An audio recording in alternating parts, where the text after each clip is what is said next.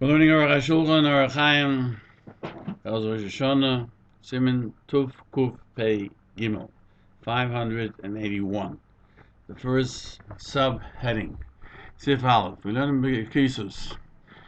Abaya says, now, once Chazal have told us that Siman is something, then a person should be consistent to eat the beginning of the year rubia, which we call in America Boston baked beans, kalsi, which is leeks, tamri. Tamri is silky rather, and silky is spinach. Tamri is dates. Kara is squash. When he eats the rubia, which is the beans, he says, That's interesting. He doesn't mention here the same words. We use Hashem Elokeinu. By the first two, we do use Hashem Elokeinu. Here, he just mentions may we merit that our merits, our zochiyot, shall be enlarged. How can you do that? That's done because when you do tshuva, then first of all, regular tshuva knocks it off from being a mezid to a shogeg. And if somebody does tshuva mahava, changes it to be a merit. Kalsi is leeks, and we use the root of kores, so in a different understanding that our enemies should be cut off. Silky, which is the word referring to spinach, is basically that our enemies should leave us. Tamri, date, is that our enemies should cease. Kara, again, the root is yikra, even though this is with an aleph and this is with an ayin, is to tell you they are exchangeable in times, that our evil judgment, should be torn up. And, again, with an aleph, and may be read before HaKadosh Baruch Hu, our merits, and we go according to the lotion of the places where people exist. Therefore, the Aruch HaShulchan writes, by him, in litter, Bostoner Rebbe, meren, the kirbis. These meren is carrots. The others are not sure what they are. Shechoshven says, ze likrara, they utilize this for kara, ukroit, which is also cabbage, which is like kara, which is squash, and all of these things. Every place has its minig, and there are those who are more stringent to get a fish that we call kores, karis, and it's like karsi, which is to cut off. And every good thing we say on the Yerotzin is about ourselves, and if it's something that refers to terrible things, they should be happen to our enemies.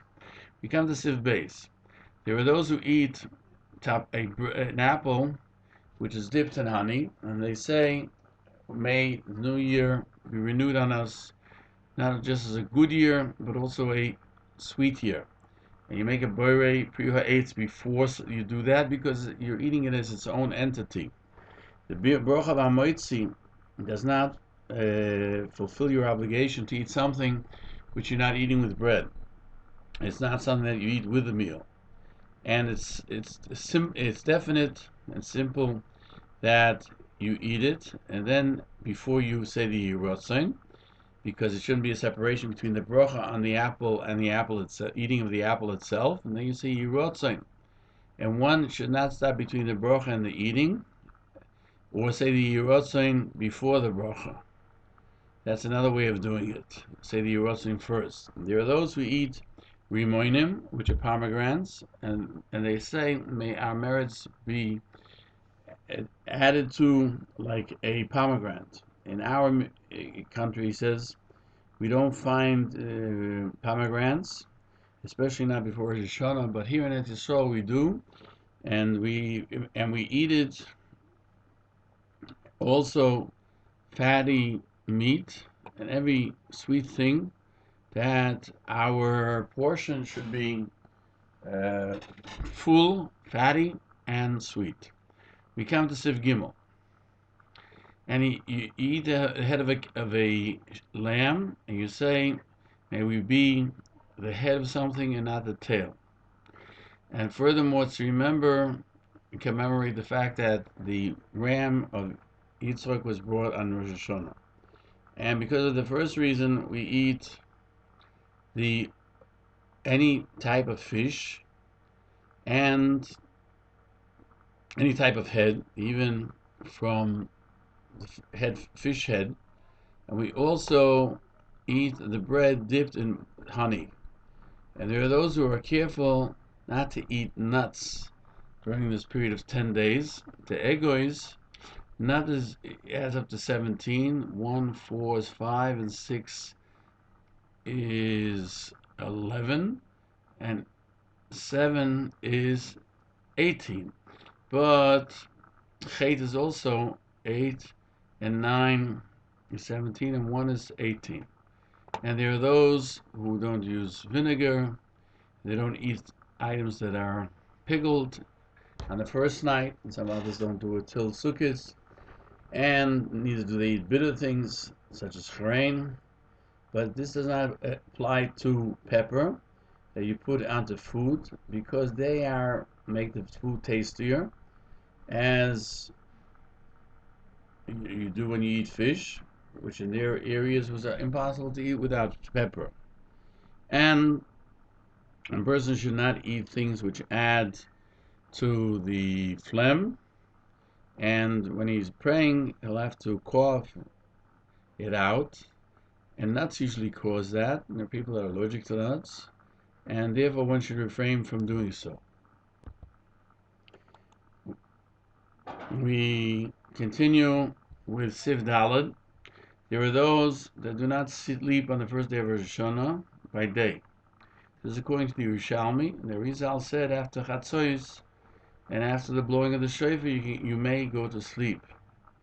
And the fact is, if you sit around and do nothing, he says, that's just as good as sleeping as well.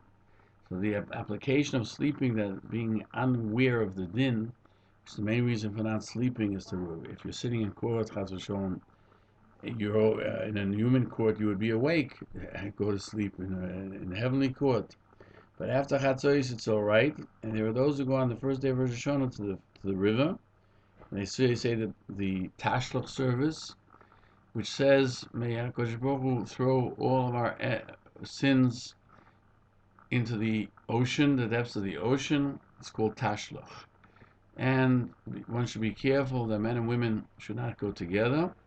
And where they do go together, it's better that men shouldn't go at all, because there are those who are against this idea in our times, and many don't go there because of the well-known fact that we don't want to get into desire or things of lightheartedness, which happens when men and women get together, and this is very correct. So we have finished Tuf Kuf Pei Gimel 583, and we will continue in the next shiur 584 Mitzvah Hashem.